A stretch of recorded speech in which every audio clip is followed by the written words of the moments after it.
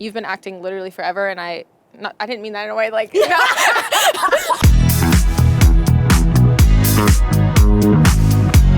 In Bloody Hell, Emily, you play mother to Maddie, who's going through a reproductive health crisis. How'd you forge that familial bond? Began on a text thread. We did. Yeah, and I was instantly in love with Maddie. That's how I feel too. I feel like we had such a strong connection right away, and like just love for one another and just like protect for one another. And that is what Pretend You're Not Here. I did feel this sense that I just wanted to protect her. It felt like no acting required in terms of them being a mother, which I always feel like is a hard thing to get cast as for me. I usually get cast as like mother of a ghost baby or like a terrible mother. Not a real life person. Not a real life person. And what I loved was this wasn't a caricature of a mother. This was such a human. And it did feel really easy with Maddie for me. I mean, their dynamic is tricky as well, but I think because it's almost like they're taking care of each other in a lot of ways in the script. Yeah. I felt so protected by you in real life as well. Just like, no, you were a dream to work with. So, yeah. You mentioned the group chat. Do you remember what the first text was in there? And who's usually sending emojis?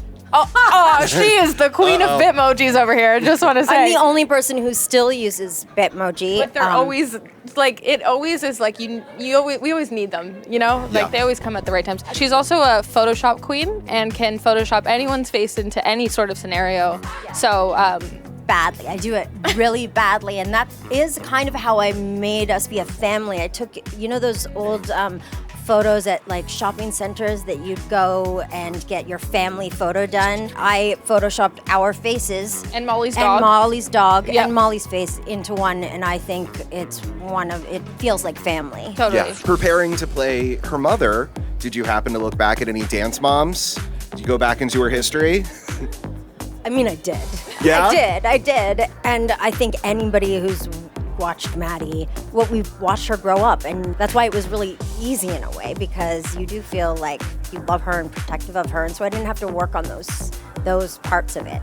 And Maddie, did you do your research? Did you course. Watch Schitt's Creek? Of course. I mean, I'm such a fan, obviously. I was so nervous, honestly. I don't think I ever told you, but I really was so nervous just because I'm also, you know, you've been acting literally forever, and I didn't mean that in a way like, just for a long time.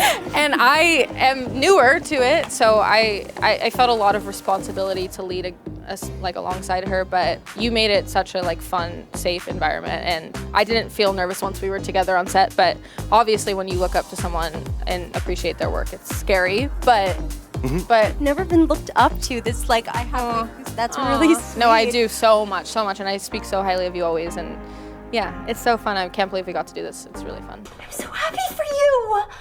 Oh my God. Speaking about your perfectionist tendencies that you had from those years of dance, you said you had to like set those aside when you really threw yourself into acting. What was that process like? It was definitely tough. I'm still feel like working through that, but I think it was a huge push for me in the right direction, just because it's not realistic, and I think even diving myself into this role is so I have to literally let go of everything that I've ever been like tense about.